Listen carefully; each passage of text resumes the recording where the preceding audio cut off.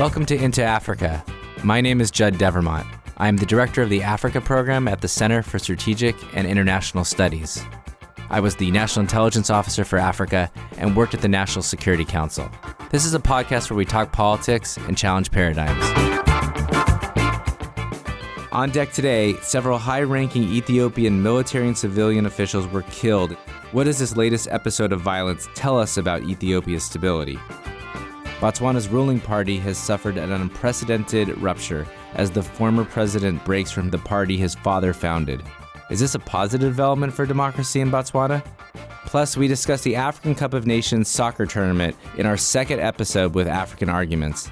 This is the most important sporting event on the continent, and it matters just as much for politics as it does for sporting fans. So whether you have a history with the continent or you're a newcomer, we want to get you into Africa.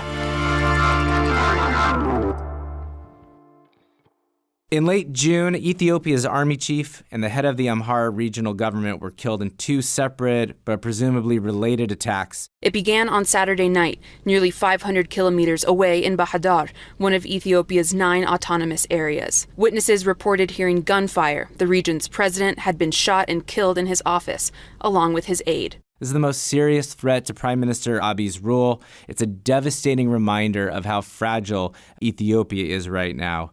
Joining me to talk about these assassinations and other topics are Richard Downie, a senior associate at CSIS, Trina Bolton, a program officer at the State Department's Sports Diplomacy Division, and Ayodeji Rotinwa, African Arguments deputy editor. This is our second episode in partnership with African Arguments. Okay, Richard, we talked about Ethiopia way back in episode 3, and at that time we were very clear that the reforms that Abiy Ahmed are doing, they're double-edged. They're incredibly important, they're commendable, they're much needed, but at the same time, he has really unsettled the political elite, particularly alienating the elite class of the Tigrayans who had run the government since the mid-90s, and one of the largest ethnic groups, the Amhara. And so we saw a coup attempt in October 2018. Abiy faced it down with a push-up, a challenge to the rebellious soldiers to do push-ups. Everyone laughed about it. It's actually not very good for military discipline at all.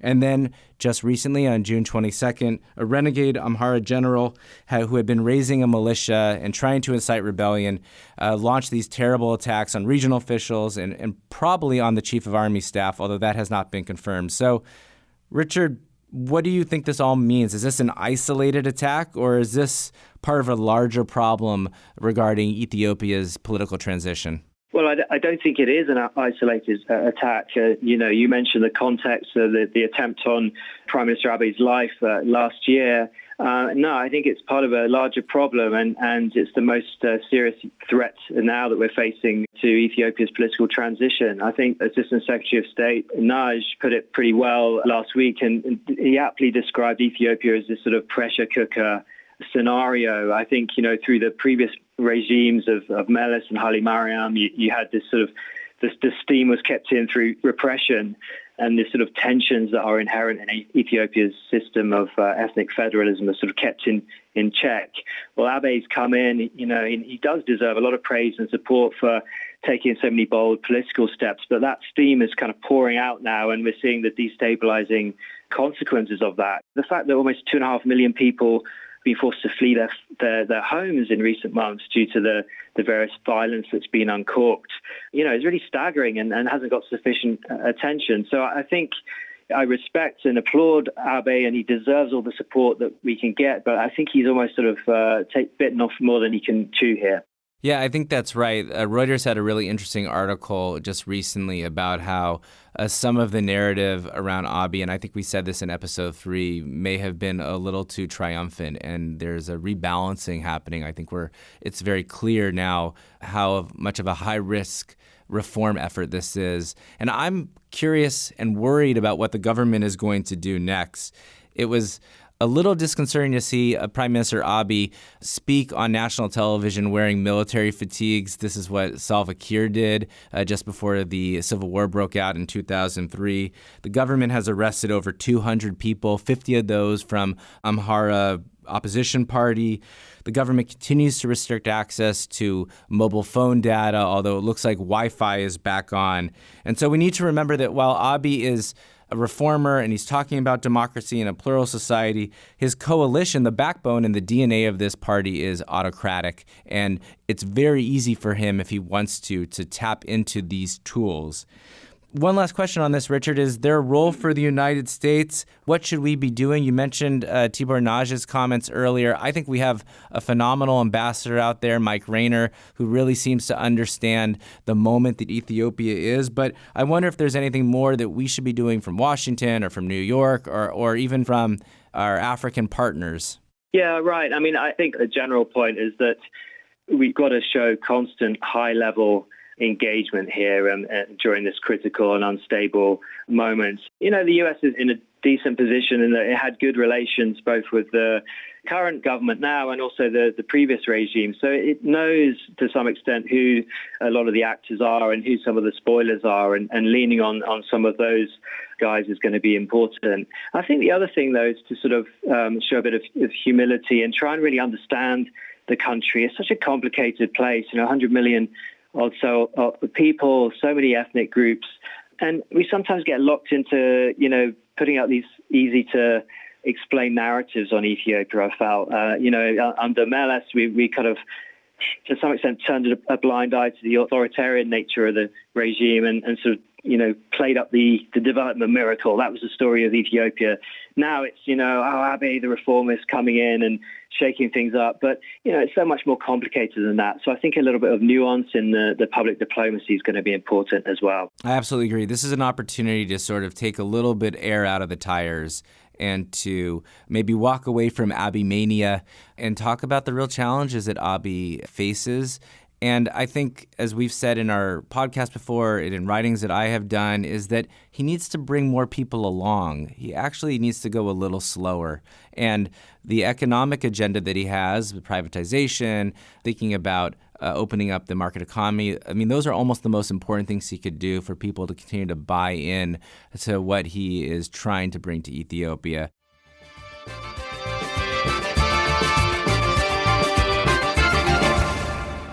I want to take a little time now to talk about Botswana, two developments that I think are worth our examination. First, rifts in the ruling party, the Botswana Democratic Party, the BDP. This party's ruled Botswana since 1966, transferred power between individuals several times, but recently it's experienced some turbulence. There's been a fallout between the current president, Mokgweetsi Masisi, and Khama after some have accused Khama of interfering in the running of government. A friend of the podcast, former Ambassador Michelle Gavin, who's now at CFR, she had a great post where she suggested that it looks like an overwrought soap opera. Essentially, the former president, Khama, stepped down from power last year, handing it over to his vice president, Masisi. This is pretty normal in Botswana politics. This is generally what happens every leadership cycle. It's the idea is you give your vice president the power of incumbency so they're better placed in the actual general election. But Khama and Masisi have fallen out.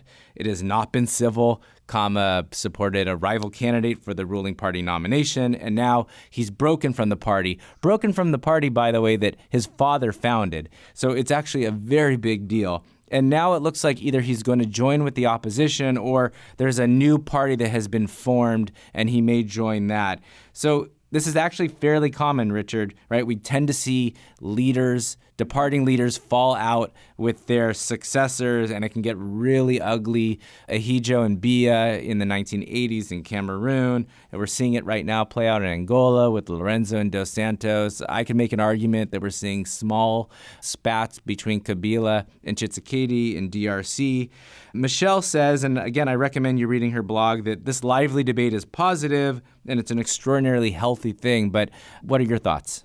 Well, I agree with Michelle. Lively debate is a good thing, provided it rises above the level of sort of personal animosity and name-calling. And I don't think we're quite there yet in Botswana. Wow, these guys really do not like each other. One thing that gives me cause for optimism in Botswana is that nothing in its sort of post-independence history suggests that it's a country that's unstable And that, it's a country that, when I look across the region, I think is probably one of the ones that's better able to absorb some kind of political realignment, which I think is what is taking place now. But I do hope they can sort of get onto more of a serious policy debate, because let's face it, there are serious issues in the country, the need to diversify the economy and address sort of inequality and unemployment and, really pressing issues. Yeah, that's a great point. On an earlier episode, I said Malawi is going to be the most competitive election. I want to take that back now, or at least I want to amend it. I think this election is actually going to be very competitive, and maybe in a future podcast we'll talk about Guinea-Bissau too. But this has energized the opposition. BBC did a really good interview with Duma Boka, who's the main opposition leader. I really recommend it. But the ruling party, the BDP, despite its longevity, is actually only getting about 50% of the vote, just a little over in the last two cycles. So depending on where Kama goes, it may make this election something to watch. I want to bring Trina into our conversation because there's one more development in Botswana that really does necessitate a conversation, which is a really good story. In June, the High Court overturned a colonial-era law criminalizing same-sex relations. So Botswana joins a number of its neighbors in the southern African region, Angola, Mozambique, and South Africa, that have changed its laws regarding LGBTQ. It's still a challenge. There's still a lot of stigma, discrimination, violence against this community, but at least the laws of the land have changed. And Trina, your home at the State Department, the Bureau for Education and Cultural Affairs, has done some really interesting work around this issue in Botswana. Can you share?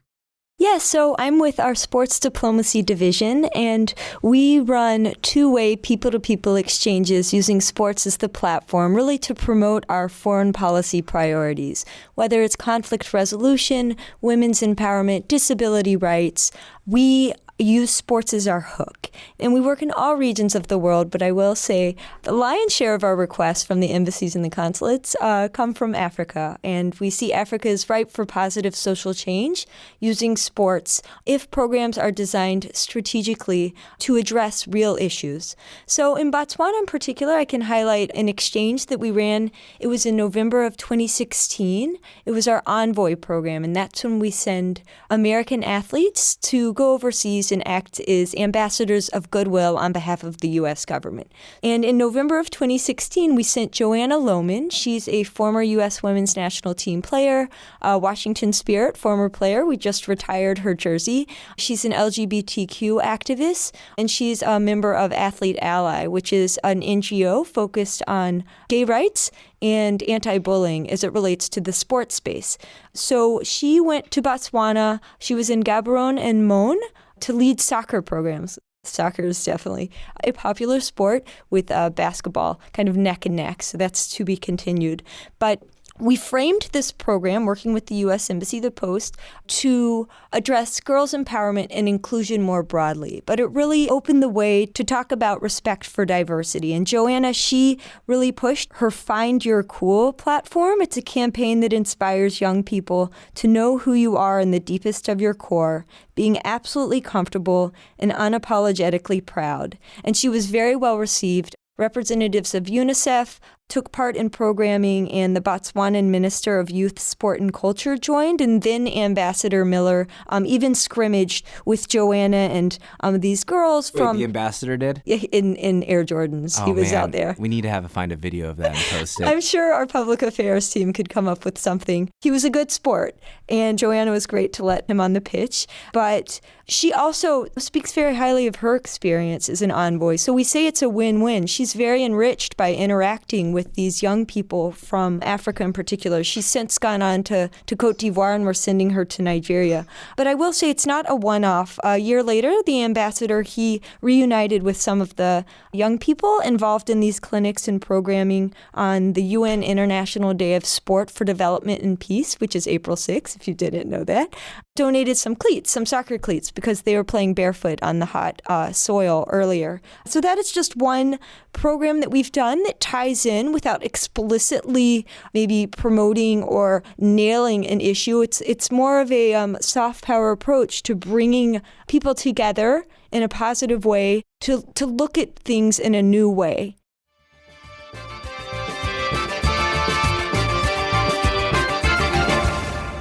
I want to talk about the most important sporting event on the continent, which is the Africa Cup of Nations. Perhaps right now there is nothing that fills Egyptians with joy like football. When the national team plays, everyone is glued to TV screens and literally praying for victory. Richard and I recently did a commentary entitled "There's More to Sporting Pride at Stake in the African Cup of Nations." We think this event is not just about goals on the pitch, it's also about politics, cultural pride, nationalism. And Deji, I'm thrilled that you're joining us because just a couple of days ago, at the time of this recording, you wrote this fantastic essay called "In the Name of the Beautiful Game" on African arguments, and now there's going to be a series. There was also a photo essay recently about soccer and African life. So I'd love it if you could share with us why this event is so important. I would say the African Cup of Nations, as you said, it's the continent's premier footballing event, and in my opinion, sort of our greatest example or showcase of Black African sporting excellence. I think the first reason I would say it's very important because it's for young Africans all across the continent. It's one of the examples where we can sort of see Black excellence and see heroes up close. I'll use an example. One of my reporting I've done in the past, I was speaking to this artist, and he said for him, growing up, that he was raised to believe greatness was not something that was natural to him as a Black African man or a Black African person. But through this game, through the sports, through the tournament, is the way to sort of flip that assumption. And I think it's also a way to sort of build unity and solidarity amongst Africans, because one thing people don't realize is, even as Africans ourselves, we sort of see ourselves through these dire headlines about Kenya being a hotbed of terror or bombs going off in Mali. But this is sort of a way where we can come to an understanding about ourselves outside of the politics, the economy, sort of the death statistics and things like that. And I think also the tournament is especially important because it's unapologetically African. So in this tournament, there's the typical divisions you will find in news headlines about Sub-Saharan Africa and Southern Africa and North Africa. Nothing like that exists. So when these 22 men are on the pitch kicking a ball around, they're playing for their pride, they're playing for national identity, they're playing for the unity of the country, they're playing for peace, they're playing for oneness. So I think that's it exemplifies that ideal that Africa is this sort of one united body and not divided. So I think that's why, in my opinion, I say that why the tournament is really important. That really resonates with me. As a student, I had a history professor who was South African, and he said, you just made me think of it, Deji. He said, sports is the way that we South Africans imagine us as a nation, as a unified, multiracial nation. I think exactly. that rhymes with what you're saying. Richard, we interviewed a number of experts about the tournament, both academics, sports journalists, and political analysts, and we talked about some of the specific matches that were important, Algeria, Egypt. I was really interested in the fact that the Ghanaian president, Nana Akufo-Addo, actually called one of his country's top stars who was retiring and sort of urged him to play for the national team, which he did. So what's going on? Why do these events have political significance? There's a lot at stake, obviously, for the competing nations, but also their governments, and particularly the sort of authoritarian, more autocratic governments that sort of like to project power and prestige. And so, looking at some of the matches so far, as we speak, we're still in the first week of the tournament, but DRC Uganda was a big one for the first full day of the tournament. A lot of needle in that game, given the fact that they're near neighbours with a lot of unpleasant history between them. Uganda came out on top, somewhat surprisingly, of that match. It was very interesting, somewhat amusing to see President Museveni's communications chief sort of tweeting a video of the president giving a sort of tactical team talk, as it was described before the match, and presenting that somehow as the key to the Ugandan success on the pitch. Another sign of how much was at stake, you had the DRC team recording a kind of mea culpa video apologizing to the nation in the aftermath of that defeat. So it shows just how much it hurt them. There's a lot of stake also for the hosts, Egypt, I think. Big potential dividend if they win, but also a lot of pressure to deliver. This is an autocratic regime that is very nervous of crowds, particularly some of the sort of ultra football fans affiliated with some of the leading club teams in Egypt. That's why I think you're seeing a lot of near empty stadiums of the matches, apart from the Egypt ones so far. that and the exorbitant ticket prices and the cost of getting to Egypt for other people from the continent. I think the authorities will have been concerned, for example, that, you've had chants, the opening game, fans chanting the name of a former international player, Abu Chaka, who now lives in exile in Qatar. His bank account's frozen. He's been accused of consorting with the Muslim Brotherhood. Adding to the headaches for Egypt is the fact that, President Morsi, the only democratically elected president in that country's history, died sort of in the week leading up to the tournament. So, a lot of pressure on Egypt, the host, I think. I mean, you really, as a national government, whether you're Egypt or your team is in the game, I mean, you can either benefit from their success, bring your country together, or as in the case of DRC, you've got to find some way to make amends and make it right. The story of Algeria, I think, is really interesting to me, given where it is in terms of the protests and its democratic transition. I think we could see a merging of Algeria's success with a hopeful trajectory, perhaps, about the protest movement. I would think that both sides would try to leverage how the team does on the pitch. I want to turn to Trina, but first, maybe Deji, I don't know if there's any highlights for you in the last couple of the last week or so. Today is June 27th. We won't air for another 2 weeks, but in this first week, anything that sort of jumped out at you? I think just to go off what Richard said as well about the empty stadiums, I think it's quite striking. Something I've learned in the last week as well is for one of the correspondents we're working with for this series at African Arguments is so because the stadiums in Egypt apparently built by the military and not given out to private contractors. So if a protest or skirmish was to break out in the stadium, the citizens will be tried in military court and not civil court. So I don't know if that also sort of feeds into, and also with the prices and just like where the government sort of clamped down on protesters as well, on protester groups, why we're seeing so many empty stadiums, which is really a shame because you want to have a stadium with big atmosphere, with people chanting and things like that, but we're just not seeing that. I think the other thing that I thought was really interesting this week is a player from the Egyptian team was apparently expelled for allegations of sexual harassment. I think that's really important in that Egypt's dictatorial regime or not is showing leadership in this sort of thing. I believe that the player, his name is Amir Wada, had previous allegations of sexual harassment in his club, and it was dealt with pretty swiftly, and he's been banned from the team. Probably the third highlight for me would be the Ghana-Benin game. I think that happened about 2 days ago. Ghana is probably one of the huge, a country with real footballing legacy as the tournament goes, but was held by the Beninois, who really don't have any history to speak of in the games. So just as a sport lover and someone who's just watching as a fan, I'm looking forward to sort of the more games that are sort of competitive and more upsets, like between Cameroon or Ghana or Senegal and Algeria. Just on a lighter note, when I used to travel around Africa and I couldn't buy any more curios, I started buying football jerseys, and so my Beninois Flying Squirrels jersey is like literally one of my favorites. So I'm really happy that they're doing so well. Okay, Trina, I want to give you the floor because clearly there's a lot of soft power opportunities around this game, and it would be really helpful to understand, I mean, you hinted at it earlier in the Botswana segment, is what is the theory of the case for ECA and sports diplomacy? Yes, great. So from this conversation, bottom line, football and soccer, it's powerful. Our sports diplomacy division really tactfully taps in to this power of sports and builds bridges between Americans and people all around the world through this shared passion of sports.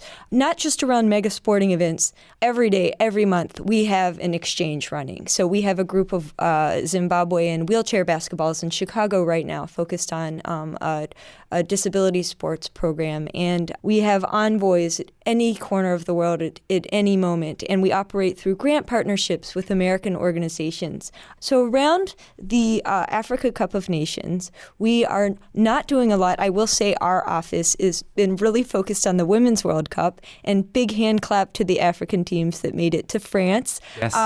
But I will say I'll highlight our global sports mentoring program because international delegates who have been a part of our flagship professional development exchange are involved in the Africa Cup of Nations. They're in Egypt right now. But More broadly, we have these different initiatives that we run, and we turn to our colleagues in the field at the U.S. embassies and consulates to really help design the programs so that they resonate with the community. It's a way for us to reach out to a new demographic that otherwise may not be involved in, State Department activities or really interested in the policies that we may like to engage in. So our Global Sports Mentoring Program is our longer-term exchange. We have a public-private partnership with ESPNW, which is ESPN Women, and we work with the embassies every year to recruit the best of the best in the world of women's sports. So they might be journalists, they may be the head of a league or a federation, they may be a former Olympian or Paralympian, and they come to the U.S. for a 5-week mentorship during which they're teamed up with a senior female executive in the sports sector here.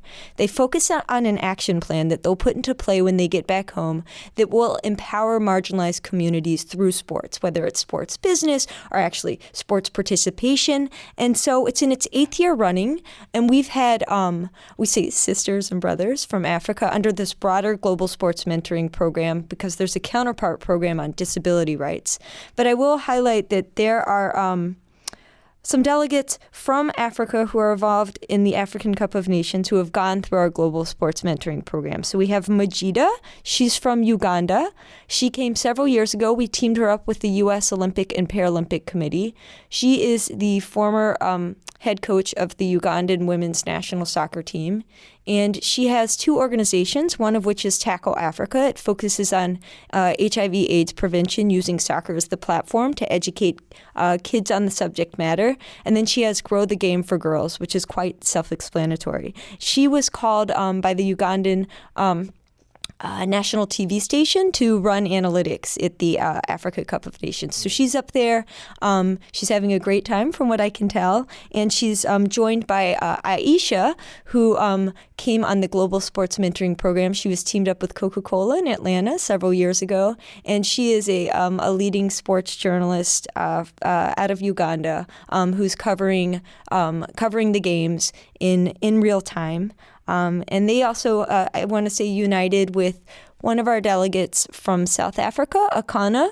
She is the first FIFA-certified female ref from South Africa, and she was up in Egypt. And I asked her, "Are you there for reffing?" And she said, "No, I'm actually here for fun and to cheer, but I'm also networking and building connections with leaders in the sport and the game." And she's focusing on her action plan that she developed while she was here at Gatorade in the United States. So we stay in touch with them, and we see that they use their experiences and what they're doing back home in Africa. And then in Nigeria, we have Chisholm. She was teamed up with Fox Sports when she was here several years ago. She is a super sport journalist, a woman in a man's world, but she's brilliant and dynamic, and she is covering the games. She's paired, I want to say, every post that she's made about the Super Eagles, she's paired it with a post about the Super Falcons. Good. Well, most of my posts are about the Super Eagles and the Super Falcons. Deji, you too? That is so good. Yes. Yes. So she's there live and staying in touch with all of the delegates who have gone through this program. So we really like to make the experience valuable in the long run and great. Sustainable. I mean, it's great networking, and I think that's this is all about people to people. And this is always the frustrating policy question. What more could we do? Is there more that we could do? So, Richard and I had this interview with a bunch of, as I said earlier, scholars and journalists. And one of the academics, he thought that the U.S. had missed an opportunity here to engage with AFCON. Now we have a better sense of it from Trina. But, Richard, is that right? Is there more that we could do? What should we do? Look, so I'm speaking from the perspective of being an avid soccer fan. So I have completely overblown notions of the potential of sport to change the world. But I think ultimately whether the US engages or not isn't going to be decisive. But as you mentioned, Peter Alegi, the academic from the University of Michigan, who we interviewed before, he pointed out rightly, it wouldn't hurt for the United States to at least show some awareness that this event is going on, which Africans and frankly, a lot of people all over the world really care about. So I do hope, just on the micro front, that US embassies in competing countries are giving their local staff time off to watch the games. And sure, it wouldn't hurt to send a senior dignitary to a couple of the games, although I'd be leery of taking actions that would lend credibility to the Sisi regime. I think, just touching on what Trina said about the women's game, I think a real competitive advantage that the US has on the field is in women's football. And so, there's such a dearth of investment in the women's game in Africa. We've seen Nigeria and Cameroon compete pretty well at the Women's World Cup with really, really minuscule resources compared with what the men's teams are getting. So maybe that's an area the US can pump a little bit more support and investment into. As we fight that battle ourselves and really try to spread the global lessons of Title IX, equal pay and equal play across the board, at home and abroad. We're all about it. Well, that's a good point. And Richard, I think that we don't have to wait until the next AFCON to think about how we engage. I was actually inspired by Ambassador Miller's experience in Botswana. What can we be doing with the winning team? What is the sports clinics? What are the maybe my greatest desire to bring maybe the winning team here to the United States? I mean, there's lots of stuff that we can do, even if we don't have that dignitary at the final in Cairo for all the reasons that you mentioned. So I don't think this is a one and done, right? Our colleagues out at the embassies, they may well be doing their own post-driven sports diplomacy outreach around the games. I know in social media they've been wildly supportive. So our home shop in the Bureau of Educational and Cultural Affairs, we're a tiny team. And so we definitely salute our colleagues who run their own sports programs all around the world. So there may well be some more activities that I just haven't been tracking because I've been focused on the Women's World Cup. Well, that's fair. We're sending out the vibes to post overseas that this is a great opportunity for engagement. Thank you to everyone. Please read the Africa Arguments series on the Cup. Please read Richard and my interview. That's on our CSIS website. And I look forward to talking to everyone soon. Take care. All right, thank you. Thanks for listening. We want to have more conversations about Africa. Tell your friends, subscribe to our podcast at Apple Podcasts or wherever you find good content. You can also check out our analysis and reports at csis.org/Africa. Thanks.